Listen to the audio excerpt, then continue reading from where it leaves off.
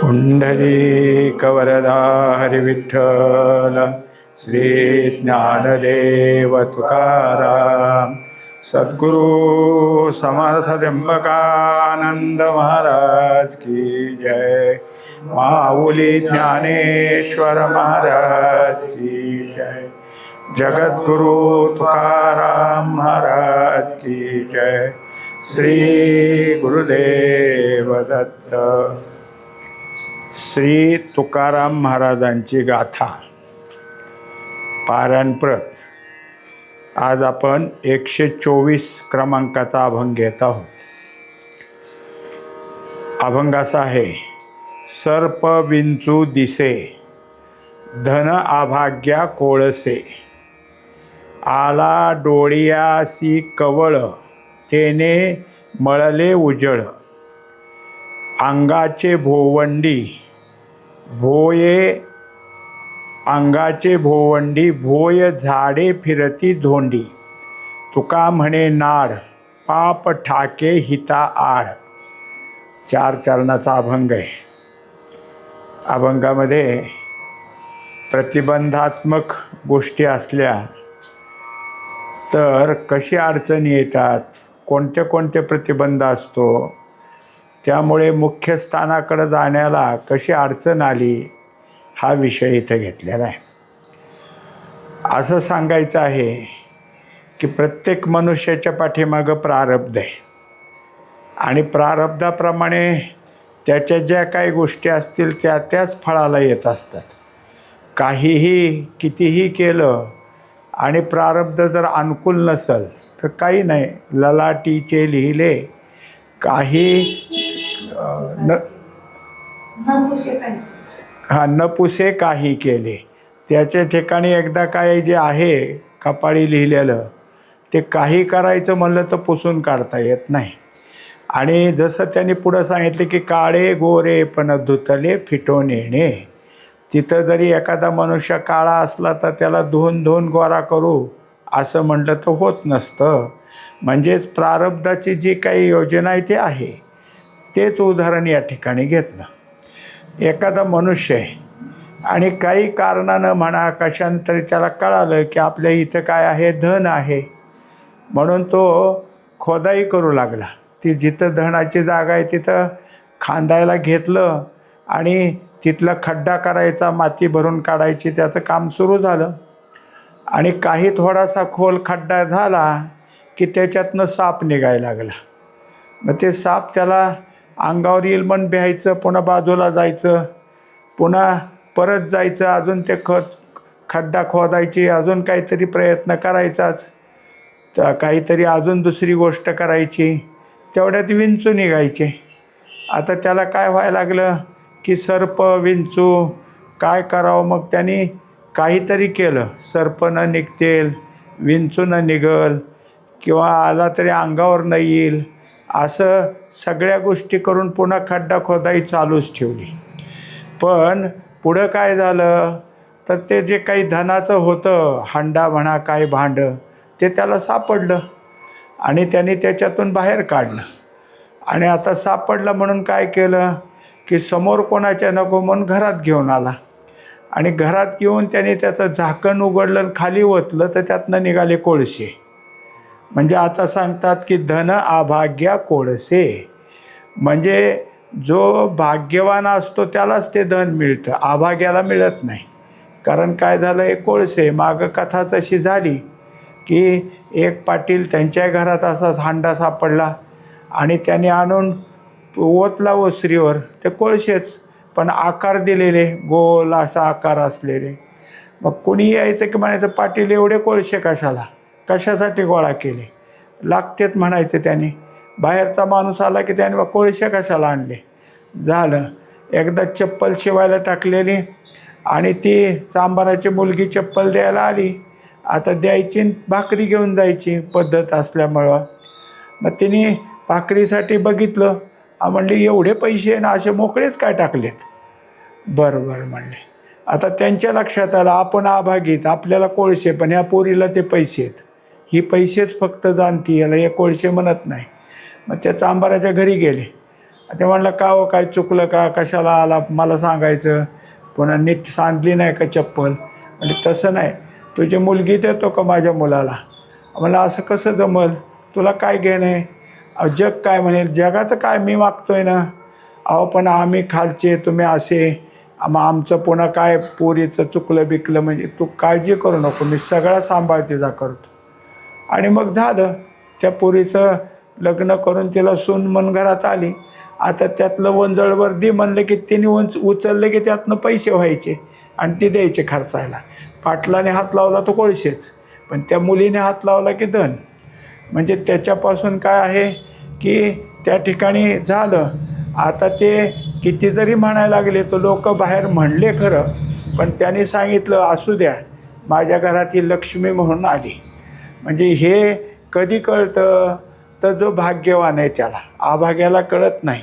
आता त्याच्याकरता काय आहे की दाखवून दिलं, एक तर तुला हात लावू द्यायचा नाही, तिथं सर्प निघतील, विंचू निघतील, तरी कष्ट केलेस तर त्या धन न होता त्याचे कोळसे होतील. आला डोळियासी कवळ. आता पुढच्या चरणात सांगतात की एखाद्या माणसाला कावीळ झाली आणि मग काय होतं तर त्याची नजर सगळी पिवळी होते. कुठेही इकडं तिकडं पाहायला गेलं की पांढऱ्या काही ज्या वस्तू असतील ते त्याला काय आहे पिवळ्या दिसतात. आता वस्तू पिवळ्या नाहीत, पांढरी वस्तू इतराला पांढरीच दिसते, ह्याला मात्र काय दिसते तर ते पिवळी दिसते. ह्याचं कारण त्याच्या डोळ्यामध्ये कावीळ त्याचं काय आहे रंग उतरलेला आहे आणि डोळे पिवळे झाल्यामुळं नजर सगळी पिवळी झाली. तेने मळले उजळ. आता ते काही समोर जे होतं उजळ याचा अर्थ स्वच्छ आणि चकचकीत असं जर काही असेल किंवा पांढरं शुभ्र, तर त्याला सगळं कसं दिसायला लागलं तर ते सगळं मळल्यासारखं दिसायला लागलं. आता बाहेर बघितलं ऊन पिवळंच दिसावं, लोकांच्या अंगातले पांढरे कपडे पिवळे दिसावेत, जी वस्तू आहे ती, आणि दुसरा रंग जरी असला तरी त्या रंगाला काय खुलून कधी दिसायचं नाही, तोही पण मळल्यासारखाच दिसायचा. आता ह्याच्या ठिकाणी का असं झालं तर ह्याची दृष्टी काविळीनं काय केलेली आहे, पिवळी करून टाकलेली. म्हणजे तो सुद्धा जोपर्यंत कावीळ आहे तोपर्यंत व्यवस्थित असं काही पाहू शकणार नाही. अंगाचे भोवंडी. आता पुढच्या चरणात सांगितलं की जसं आपल्या अंगाभोवती आपण फिरायला लागलो, मग आता जसं लहान पोरं फिरतात खेळतात क्या गाऱ्या गाऱ्या बेंगोऱ्या म्हणून, तसं एखादा माणूस जर फिरायला लागला तर थोड्या वेळानंतर त्याला भोवंड येते आणि मग भोवती दिसते आरडी दरडी. एकदा का अंगाभोवती फिरायला लागला की सगळं त्याच्या ठिकाणी बाहेरचं सगळं कसं दिसतं तर आपल्या भोवती फिरते. म्हणजे आता फिरायला लागला आणि फिरलं कोण तर त्याची नजर फिरली, पण दिसतंय ते सगळीकडचं कसं आता फिरल्यासारखं. तेव्हा त्यांनी सांगितलं की भोय म्हणजे भुई, भुई म्हणजे जमीन. जमीन काय आहे ती सुद्धा फिरल्यासारखी दिसती. झाडेसुद्धा फिरल्यासारखी दिसतात, कडेच्या भिंती फिरल्यासारख्या दिसतात, आजूबाजूला कोणी उभा असलं तर ते फिरल्यासारखं दिसतं. आणि शेवटी सांगितलं धोंडी, म्हणजे दगडधोंडे जरी असले तेही फिरतात. आता हे काहीच फिरत नाही, फिरत असतं तर हाच, कारण ह्याची नजर तो फिरून फिरून फिरून अशी झाली की त्या नजरेला फिरायचंच एक काय चक्र लागलं, म्हणजे ती नजर फिरतच राहिल्यासारखी राहिली आणि त्यामुळं आजूबाजूचं सगळं काय आहे फिरल्यासारखं वाटतं. चौथ्या चरणात सांगतात तुका म्हणे नाड. आता हे नाड म्हणजे काय तर हे सगळे प्रतिबंध आहेत. कोणते कोणते प्रतिबंध आपल्याला दिसून आले तर पहिल्या ह्याच्यामध्ये आभागी हे त्याचा प्रतिबंध झाला. दुसऱ्या ह्याच्यात काय झालं, त्याला कावीळ झाली. काविळीमुळं चांगलं असलेलं उजळ असलेलं सगळं कसं दिसतंय आता तर ते मळालेलं दिसतंय किंवा पिवळं दिसतंय. तिसऱ्या ह्याच्यात काय सांगितलं तर त्याला भोवंड आली. भोवंड आली की आजूबाजूचं स्थिर आहे पण सगळंच फिरतंय असं त्या ठिकाणी दिसू लागलं. तेव्हा ह्या सगळ्याला नाड म्हणलं. नाड म्हणजे हे काय आहे प्रतिबंध आहेत. पाप ठाके हिताहाड. तेव्हा हे काय आहे प्रतिबंध, हेच असणारे कोण आहेत तर पापच आहे. आणि तेच पाप आपलं हित कशात आहे ते हिताला नेहमी अडचणीत आणतात. म्हणजे नेहमी आपल्याला जे प्रतिबंध येतात त्या प्रतिबंधाची खरी जर जागा कोण असेल तर आपलं पापच आहे. पुढचा अभंग आपण पाहू. अभंग क्रमांक 125. न देखोनी काही म्या पाहिले सकळही, झालो अवघिया परी मी हे माझे ठेले दुरी. न घेता घेतले हात पाय उसंतिले, खादले न खाता रसना रस झाली घेता. न बोलोनी बोले केले प्रगट झाकिले, नाही केले कानी तुका म्हणे आले मनी. 6 चरणाचा अभंग आहे. या अभंगामध्ये तुकोबारायानं आत्मज्ञानाच्या गोष्टी सांगितलेल्या आहेत. आत्मज्ञान प्राप्त झालं म्हणजे त्याच्या ठिकाणी सर्वार्थाने बदल झाला. मुळात काय असतं की आत्मज्ञान होण्याची गरजच असते.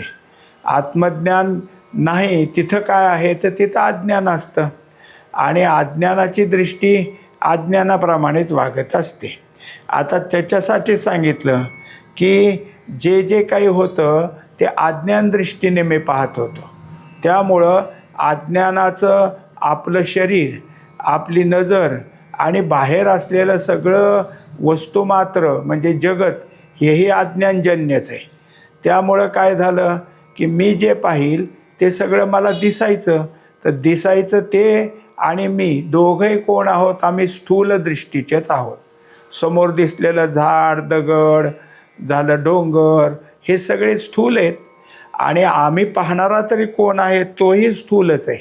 मग स्थूल दृष्टीनं पाहायला लागल्यावर सगळं दिसायचं. मग कुणी कोणाला म्हणलं तर मला दिसतं असं आपण म्हणायचो. पण शास्त्र सांगतं, आत्मज्ञान सांगतं की तुम्ही पाहत असाल त्याच्यापेक्षा दुसरं वेगळं आहे. ते तुम्ही पाहिलं का? ते नाही बाबा, आम्ही नाही पाहत. त्यांनी सांगितलं न देखोनी काही. तुम्ही जे काही शास्त्रात सांगता, संत महात्मे सांगतात, संतांच्या अभंगात आहे ते कधीच पाहिलं नाही. हे पाहण्याची आमच्याकडे दृष्टी नाही. आता काय आहे, हे पाहायचं आहे अशी जरी इच्छा असेल तर मात्र काय करावं लागेल? संताला शरण जावं लागेल. संतांना शरण गेल्यानंतर संत तुम्हाला आत्मज्ञान देतील आणि आत्मज्ञानाची दृष्टी एकदा आपल्या ठिकाणी आली की म्या पाहिले सकळही.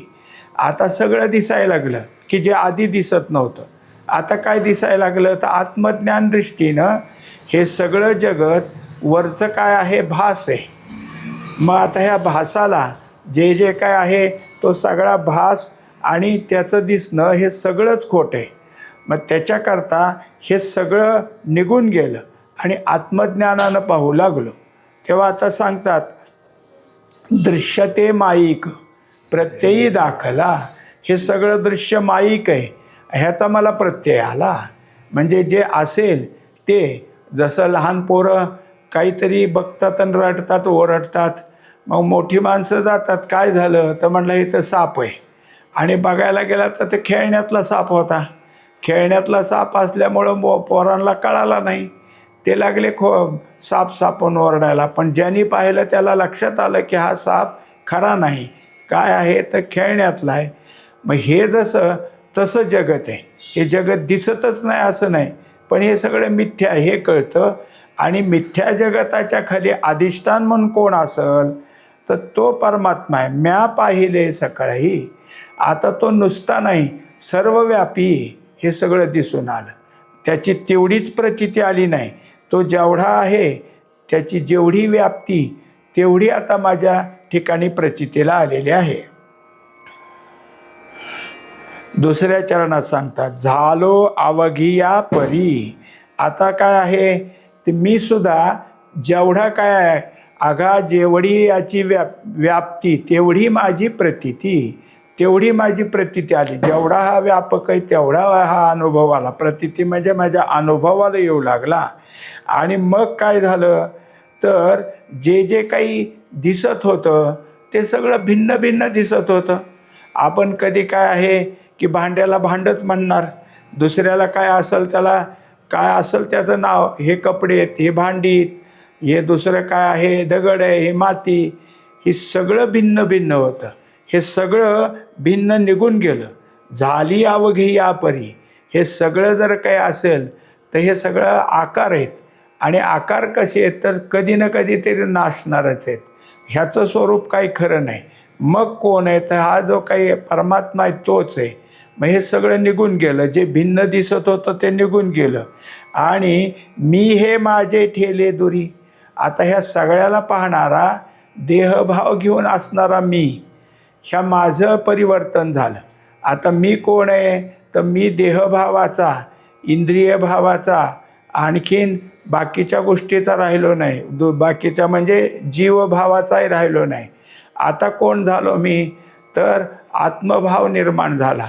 हे सगळं परमात्मा स्वरूप पण मी एकच आहे असं सगळं आता माझ्या ठिकाणी झालं. त्याच्यामुळं जे जे विषम होतं, भिन्न होतं ते निघून गेलं. आणि आत्तापर्यंत मीला जेव्हा मी धरून होतो तेव्हा सगळा संसार मला माझा वाटत होता. आता संसारच राहिला नाही ना, संसारही मिथ्या झाला. मग मी जसं गेलं तसं माझं पण गेलं. माझंही त्या ठिकाणी राहिलं नाही. ठेले दुरी, मी नाही, माझं नाही. आता जर काही असेल तर मी माझं त्या ठिकाणी एकरूप झालं. कुठं झालं? परमात्म्याच्या ठिकाणी. आता मी म्हणजे देहाला धरून मी नाही, मी सर्वव्यापी परमात्म्याला धरून मी. आणि माझं तर काही संबंधच नाही, काही एका परमात्म्याशिवाय दुसरं काहीच नाही. इथं जसं दोन होतं, मी एक वेगळा होता आणि माझं एक वेगळं होतं, तसं इथं दोन राहिलंच नाही, सगळं एक झालं. म्हणून ठेले दुरी, ते आता दूर राहिलं. मी माझं माझ्याजवळ उरलं नाही. मी संपूर्ण परमात्मा स्वरूपाचा झालो. न घेता घेतले. आता त्याच्या पुढं दाखवलं. आत्तापर्यंत काय होतं तर जे जे शरीर आहे त्या शरीराची कामं व्हायची. हात काय करायचे? द्यायचे, घ्यायचे, काही ना काहीतरी हाताने कामं व्हायची. आता जर काही असेल तर हाताला काही काम पडलं नाही. हे परमात्मा स्वरूपाचा अनुभव जसा येऊ लागला तसं न घेता घेतले. कारण आपण जेव्हा परमात्मा स्वरूपाचा शोध घ्यायला बसतो तेव्हा असं लक्षात येतं की दूर कुठंच नव्हतं, आपल्याजवळच होतं. म्हणजे आपल्याजवळच आहे म्हणजे त्याला म्हणायचं प्राप्ताची प्राप्ती. जे प्राप्तच आहे त्याला घेतलं कसं म्हणायचं? म्हणजे त्याच्या ठिकाणी काय आहे की जसा एखादा माणूस आहे आणि त्याला भ्रम चढला आणि त्याला वाटलं मी हरवलोच. मग तो कोणीतरी त्याला आलं म्हणलं हे काय तूच आहेस? मग त्याने खरं मीच आहे की. मग आता हरवलेला मी हे सापडला म्हणजे काय केलं त्याने? काहीच नाही. त्यालाच भ्रम झालता. कोणी एकी भ्रमलेपणे मी तो चोरलो गाज म्हणे.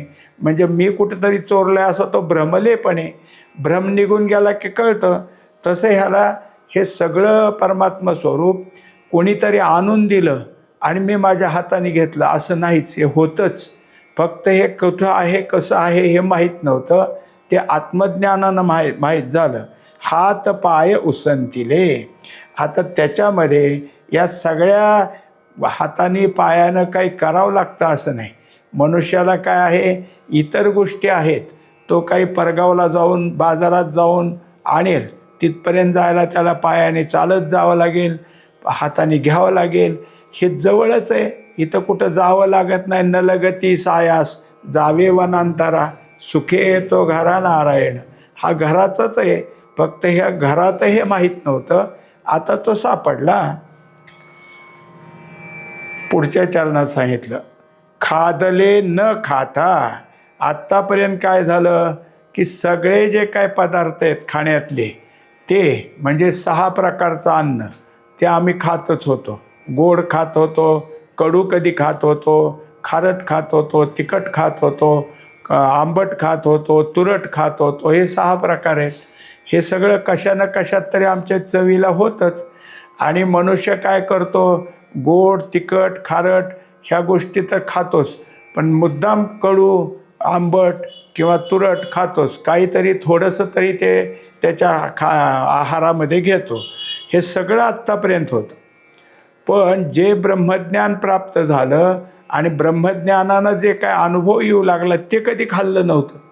ह्या सगळ्या ब्रह्मज्ञानाच्या गोष्टी कधीच नाही. हा अनुभव जो आला आहे की ज्याने आमचं पोट भरले, जसं इतर खाल्ल्यावर पोट भरायचं, पण आता तसं खाल्लं नाही.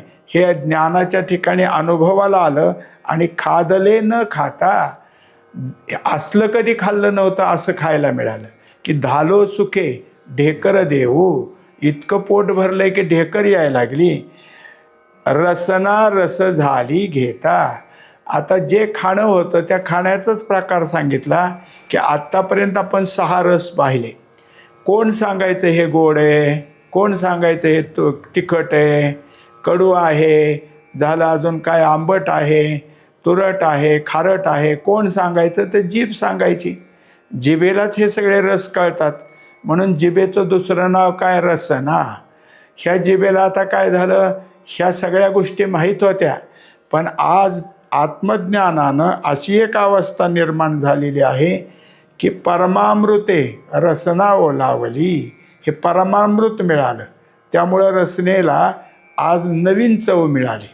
हे जे काही त्या रसनेला रस मिळालेला आहे तो कोणता आहे? तर त्याचं नाव ब्रह्मरस. ब्रह्मरस प्राप्त होऊ लागला. आत्तापर्यंत असं कधी खाल्लं नव्हतं, आत्तापर्यंत असं जिभेला कधी चव मिळाली नव्हती. ती गोष्ट आज आत्मज्ञानानं प्राप्त झाली. न बोलो नि बोले केले प्रकट झाकिले. आत्तापर्यंत बोलायलाच येत नव्हतं असं नाही, कितीतरी बोललो. किती मनुष्य काय आहे की जागा झाल्यावर त्याला जवळ कोणी आलं की जे बोलायला सुरुवात करतो ते किती बोलतो. जवळचा माणूस निघून गेला की दुसरा कोणीतरी हुडकतो, तो निघून गेला की तिसरा कोणतरी हुडकतो, पण तो बोलतोच बोलतो. पण आत्मेविषयी बोलतो का? आत्मज्ञानाविषयी बोलतो का? आत्म्याच्या अनुभवाविषयी बोलतो का? तर न बोलो नि बोले, हे कधीच बोलत नाही. आता तो बोलू लागला. ते कोणतं बोलू लागला? तर केले प्रकट झाकिले. जे झाकलेलं होतं ते प्रकट झालं. आणि मग त्याच्या ठिकाणी आता जे काय बाहेर उच्चाराला येऊ लागलं ते कोणतं आहे? तर अनुभवातलं आलं. म्हणजे परेच्या पलीकडे खरं ते, पण परा काय करू लागली आता की ह्याला बोलतं करू लागली. आणि त्याच्यामुळं जे वैखरीने बोलत होतो ते बंद झालं. आणि परेचं म्हणजेच आत्मज्ञानाचं बोलणं, अनुभवाचं बोलणं सुरू झालं. आणि अनुभवाचं बोलणं होण्याकरता काय झालं? तर जे झाकलं होतं ते प्रकट झालं. आत्तापर्यंत आत्मसुख झाकलं होतं, ते आत्मसुख प्रकट झालं. आणि प्रकट झालेल्या आत्मसुखानं काय केलं? तर गाये नाचे उडे आपुले छंदे, हा त्याच्या ठिकाणी काय झाला? सगळा प्रकार सुरू झाला.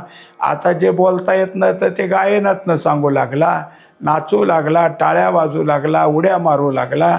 असा त्याचा आनंद दिसला. नाही केले कानी. आत्तापर्यंत बाकीचं सगळं कानावर आलं. परोक्ष ज्ञानानं परमात्म्याच्या अस्तित्वाचे ज्ञान होते, पण अपरोक्षाशिवाय परमात्मा कसा आहे हे कधी कळत नाही. मग आत्तापर्यंत जे ऐकलं ते देवाच्या अस्तित्वाचं ऐकलं.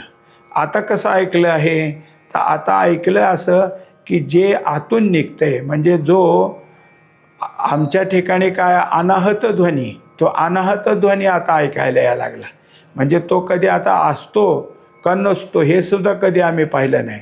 अनाहत ध्वनी वाहे सकळ पिंडी, सगळ्याच्या ठिकाणी असतो. कोणाचं लक्ष जात आहे? आपण बाहेरचं चिमणी कावळा ओरडलेलं ऐकू, माणसं बोललेले ऐकू, आतलं ते कुठे ऐकायचं? पण तेही ऐकायला यायला लागलं, कारण माझं लक्ष तिथं गेलं. आता श्वाससुद्धा सूक्ष्म झाला आणि त्यामुळं तिथल्या ध्वनीचा आवाज माझ्या ठिकाणी येऊ लागला. आता तो जो काही असणारा ध्वनी आहे तो ध्वनी कानाला आला. हे कधीच मी ऐकलं नव्हतं हे लक्षात यायला लागलं. म्हणून मग नाही केले कानी, असं कधी कानाने ऐकलं नव्हतं. तुका म्हणे आले मनी. आता हे सुद्धा मन बाहेरच्या कल्पना करणारं मन नाही, हे अंतर्मन आहे. अंतर्मनाला कळालं. आत्तापर्यंत जे सांगितलं का नाही की मी पाहिलं, मी सगळं मी पण सोडून दिलं, माझे पण सोडून दिलं, हातापायाला कधी कळालं नव्हतं असं मला आता काय आहे प्राप्त झालं, हे सगळं कोण बोलतंय? तर हे अंतर्मन बोलतंय. अंतर्मन अनुभवात गेलं आणि अनुभवातनं बाहेर आल्यानंतर मग मात्र त्याने काय आहे की आपल्याला काय काय प्राप्त झालं, मग त्याच्या ठिकाणी ते सांगायला यायला लागलं. आता ते मन अनुभवी, ते मन पहिल्यासारखं कल्पना करणारं नाही.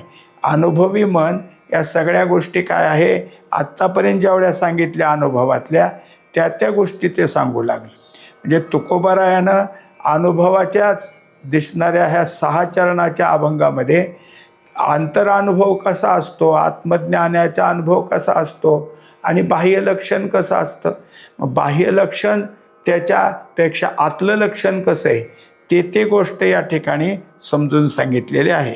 आता त्याच्यात आत्तापर्यंत झालेल्या आपण इतके अभंग बघितले, पण त्यापेक्षा आजचा अभंग म्हणजे आत्मज्ञानाचा अंतरंगातलाच भाग आहे. याला काय म्हणायचं, हे जे सगळं बोलणं आहे हे अंगी श्रवणाचं बोलणं आहे. म्हणजे अपरोक्षामध्ये अंतरंगातनं जे बोलणं निघतं ते बोलणं सगळ्यालाच ऐकायला गेलं तरी सगळ्याला कळतं असं नाही. म्हणजे इतकं सगळं बोलणं झालं तरी सगळ्याच्या कानावर गेलाच की हा अभंग, सगळ्यांनी हा अभंग ऐकला, पण सगळ्याला कळाला का, नाही कळणार का. अनुभव कुठे, ज्याचा अनुभव असतोच त्याला.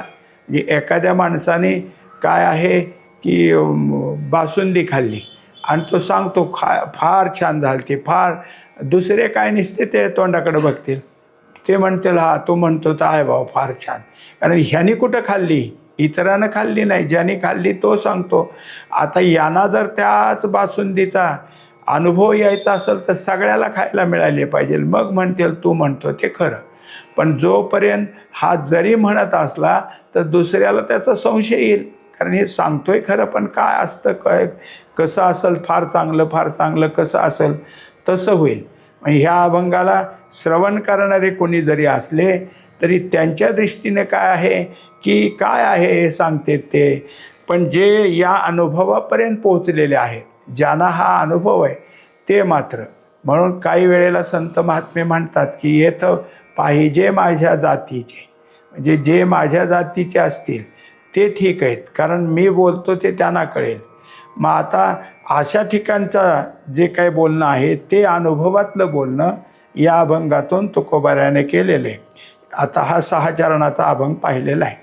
पुंडलिक वरदारी विठ्ठल, श्री ज्ञानदेव तुकाराम, सद्गुरु समर्थ त्र्यंबकानंद महाराज की जय, माऊली ज्ञानेश्वर महाराज की जय, जगद्गुरु तुकाराम महाराज की जय.